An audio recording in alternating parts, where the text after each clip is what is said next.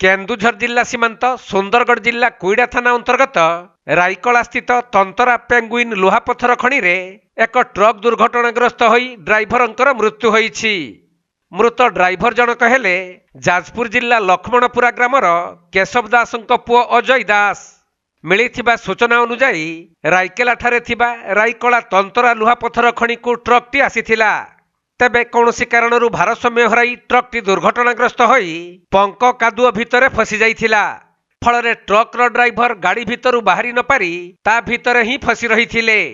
तेणु एही खबर पाई संगे संगे कुईड़ा अग्निशम विभागर कर्मचारी माने पहुंची ट्रक भितरू ड्राइभर को उद्धार करी कुईड़ा गोष्ठी स्वास्थ्य केन्द्र को नहीं जाइथिले मध्य सेठारे डाक्तर तांको मृत घोषणा करिबा सहित शव व्यवच्छेद पई पठाई देइथिले। सेपटे रायकला तंतरा पेंगुइन लुहापथर खनि कंपनी कर्तृपक्ष एही दुर्घटना खनि बाहरे घटिछि बोली कहिथिबा बेले पुलिस कौनसी कार्यानुष्ठान ग्रहण करि नथिबा सूचना मिलिछि, जहाँकि उक्त दुर्घटना को कंपनी कर्तृपक्ष चापी देबाकू चेष्टा करुथबा विशेष सूत्ररू जଣା पड़िछि।